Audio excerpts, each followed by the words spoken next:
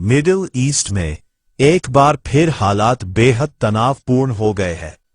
America ने Iran के missile और ड्रोन ठिकानों पर बड़े हमले किए हैं, जबकि ईरान ने भी जवाबी कार्रवाई का दावा किया है। सवाल यह है कि क्या दोनों देशों के बीच एक बार फिर खुली जंग की शुरुआत हो चुकी है? अमेरिकी सेना की सेंट्रल कमांड यानी सेंटकॉम ने जानकारी दी है कि उसने ईरान के मिसाइल और ड्रोन भंडारण ठिकानों के साथ साथ तटीय रडार साइट्स पर सटीक सैन्य कार्रवाई की है। अमेरिका का दावा है कि यह हमला जवाबी कार्रवाई के तौर पर किया गया। उसके मुताबिक 25 जून को ईरान ने हॉर्मुज़ जलसंधि में सिंगापुर के कार्गो जहाज MV एवर लवली पर ड्रोन हमला किया था। इसी घटना के बाद अमेरिकी सेना ने ईरान के सैन्य ठिकानों को निशाना बनाया।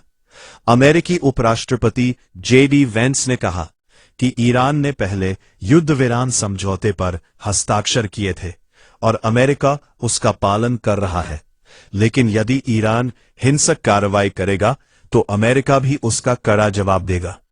उन्होंने कहा कि यदि किसी मुद्दे पर आपत्ति है तो बातचीत का रास्ता खुला है, लेकिन हिंसा स्वीकार नहीं की जाएगी। वहीं अमेरिकी हमले के बाद ईरान की सरकारी समाचार एजेंसी IRNA ने दावा किया कि रेवोल्यूशनरी गार्ड्स यानी IRGC की नौसेना ने जवाबी कार्रवाई करते हुए क्षेत्र में मौजूद अमेरिकी सैन्य ठिकानों को निशाना बनाया है। हालांकि इस जवाबी हमले से हुए नुकसान की स्वतंत्र पुष्टि अभी तक नहीं हो सकी है। इस बीच ईरान की संसद के सदस्य इब्राहिम अजीजी ने सोशल मीडिया प्लेटफॉर्म X पर अमेरिका पर गंभीर आरोप लगाए। उन्होंने कहा कि बातचीत के बीच हमला करना युद्ध विराम का उल्लंघन है और इसका परिणाम अमेरिका को भुगतना पड़ेगा। लगातार हो रहे हमलों और जवाबी कार्रवाइयों ने पूरे मिडिल ईस्ट में तनाव को नई ऊंचाई पर पहुंचा दिया है।